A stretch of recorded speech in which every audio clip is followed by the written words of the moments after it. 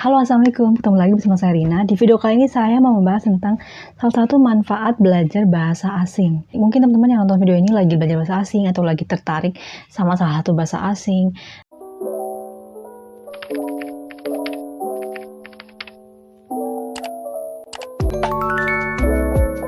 Manfaat belajar bahasa asing itu banyak ya, diantaranya adalah memperluas pertemanan, memperluas jenjang karir, atau bisa melihat segala satu dari perspektif atau sudut pandang, atau juga bisa menaikkan confident, rasa percaya diri, atau mungkin bisa melatih otak untuk bekerja multitask, karena kan di otaknya ada dua bahasa ya, jadi kayak ke hal lain juga mungkin bisa dilakukan multitasking. Nah, kalau buat saya pribadi, salah satu manfaat belajar bahasa asing adalah mencintai bahasa sendiri. Jadi ketika saya mulai tertarik belajar bahasa Inggris, kemudian bahasa Spanyol, terus kerja sama orang-orang yang berbahasa Arab. What is it? It's just like Terus lihat video-video yang berbahasa asing selain bahasa Inggris atau bahasa Spanyol atau bahasa Arab, itu kayaknya mereka unik aja gitu. Jadi ketika misalnya kita belajar bahasa itu pasti sesuatu yang kalau menurut saya itu sesuatu yang luar biasa gitu.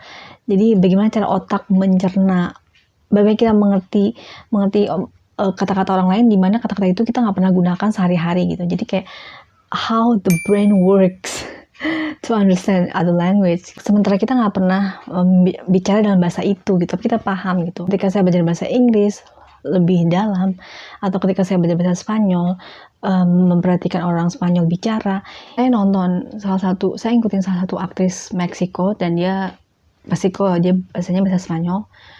Ketika dia bicara itu, walaupun dia bisa bahasa Inggris dengan baik, dan Spanyol itu kan Meksiko itu kan bagian dari Amerika ya, benua Amerika itu bahasa Inggris, tapi mereka nggak nyampurin bahasa Spanyol dengan bahasa Inggris, walaupun secara kata-kata banyak bahasa Spanyol yang mirip banget sama bahasa Inggris.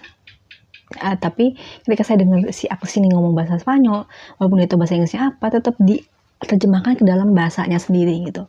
Jadi saya bisa lihat betapa dia cinta sama bahasanya sendiri gitu. Ketika misalnya bahasa kita dicampur sama bahasa asing gitu, misalnya kayak bahasa Indonesia campur sama bahasa Inggris, atau bahasa Indonesia campur dengan bahasa Arab, itu jadi kehilangan identitas, karena bahasa itu kan adalah identitas suatu bangsa ya. Ketika kita berbicara, bahasa yang digunakan adalah bahasa sendiri gitu.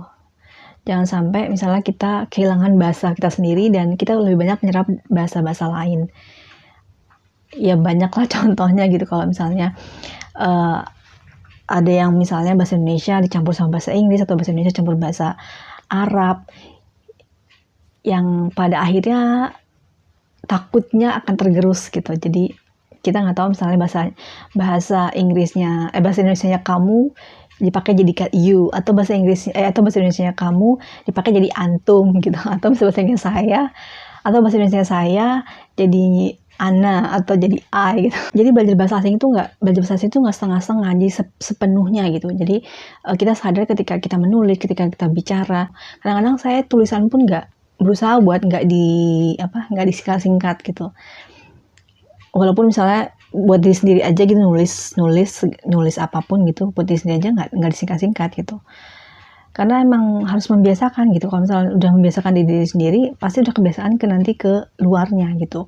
Karena sekarang banyak banget ya kayak tulisan-tulisan tuh yang disingkat, atau misalnya ada beberapa orang yang saya temuin itu mereka tuh kayak nggak pernah belajar nulis gitu. Jadi mereka nggak tahu cara penulisan yang benar tuh, nggak tahu gitu. Atau misalnya yang jelas banget di Indonesia itu, ketika misalnya saya baca status seseorang, misalnya entah di Facebook atau di WhatsApp gitu, nah itu atau di YouTube deh, bikin judul itu, kadang-kadang mereka tuh nggak tahu penulisan yang benar dalam bahasa Indonesia tuh, mereka nggak tahu gitu. Misalnya kayak yang sering banget mungkin orang Indonesia juga bingung kali ya.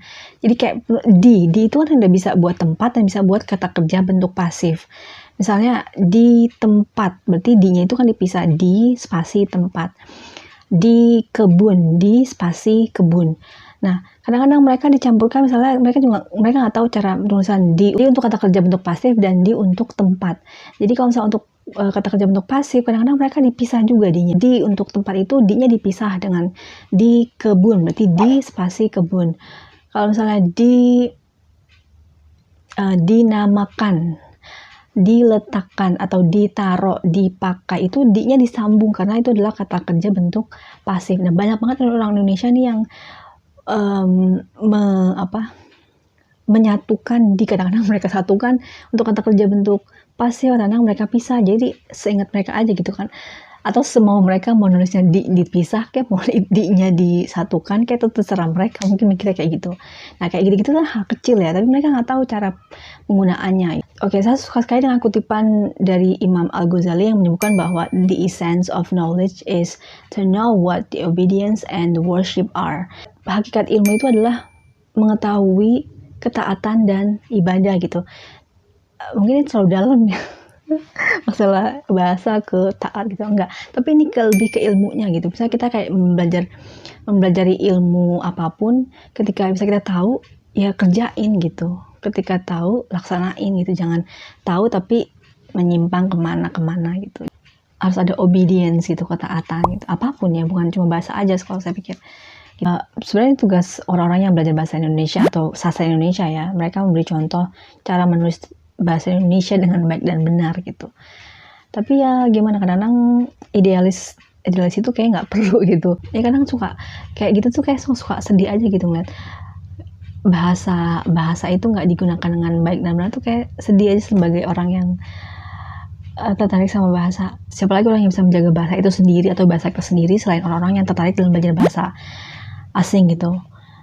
Jadi ketika belajar bahasa asing itu jangan cuma buat keren-kerenan. Ya intinya itu. Jadi intinya ketika teman-teman belajar bahasa asing, pelajari dengan sepenuh jiwa, raga, baik banget, nggak sepenuhnya gitu. Jadi bukan cuma buat diri sendiri, tapi juga dipakai buat orang lain gitu. Baiklah teman-teman, saya akhiri video sampai di sini. Terima kasih sudah menonton. Sampai ketemu di video selanjutnya. Assalamualaikum, bye-bye.